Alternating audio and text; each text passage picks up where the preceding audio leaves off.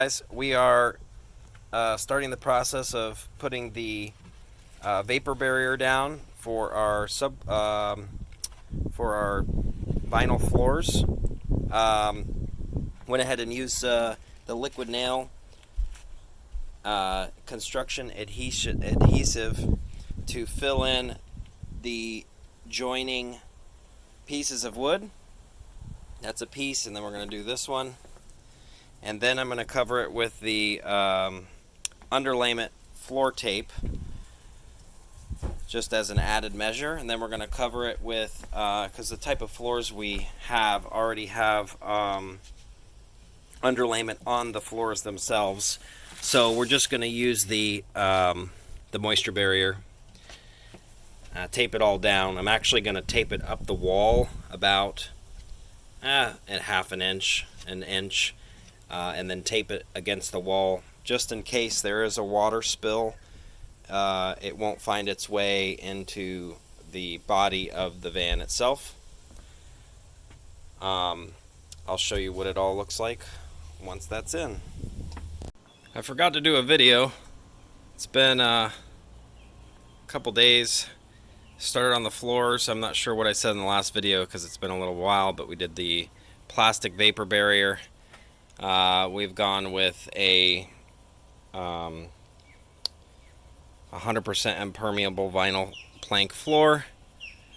There's not much to it. I mean, cutting around the framing and the wheel wells, all while leaving at least a 1/4 inch near the walls and different sections for expansion and contraction. You don't want to go directly against the walls, or you might have a problem and might end up bowing up.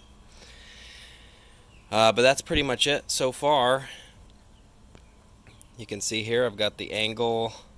I'm lining it up to the metal here, which I'm going to cover up with something, probably just a white piece of plastic.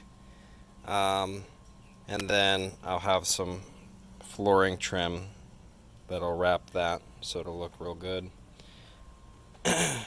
Not really much to say about it, but I think it's looking good. See you in the next video. Alright guys, that's really a wrap for flooring. I haven't done the stairs. Shouldn't take me too long. There's a couple hard cuts that you're going to encounter. Like I said, you definitely want to stay at least a 1/4 inch away. It's recommended with vinyl flooring to stay a half an inch away, but I'm trying to conserve space, so I'm doing in between, 1/4 to a half inch, trying to stick with 1/4 to a half inch, trying to stick with 1/4 inch. As you can see, really the only thing I had to cut around are the 2 wheel wells and the framing of the shower. Obviously I wanted the 2x3s to go directly to the floor with a shower, because that's going to be something that we need to be like a heavy duty situation. The closet, actually, I'm just going to screw it right through the floor. I'm going to drill a hole first and screw it right under the floor. It's really not a big deal. Obviously I'm kind of a perfectionist. I got the cuts perfect. I left it overhanging on the subfloor 3 millimeters. I'm accounting for expansion and contraction with the cold and hot weather. Sometimes you have to knock the floor in a little bit. I also did the same back here, where it is hanging over quite substantially actually here, but I'm going to be coming up with some sort of very thin white something, plastic, or I don't know, something that looks good, like a finished type of trim. I will cover that up. I don't know what this is called, but the L, and I'm going to nail that in. But that is the finished product. Make sure that you stagger your floors properly. You definitely don't want joints lining up. Also staggering just one time, where it's a line, a full piece, and another line and a full piece. You don't want that either, because that doesn't look good on the eyes. But really, I'm not giving a tutorial on how to do flooring. There's a million YouTube videos on how to do flooring.